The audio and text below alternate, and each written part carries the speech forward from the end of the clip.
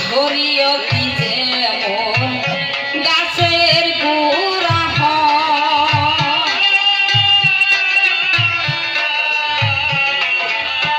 বাবাজিরা, শরীয়ত কিন্তু গাছের গোড়া। গাছের গোড়া যদি ঠিক না থাকে ডাল ডোলে কিন্তু কাম দেয় না, দেয় কি?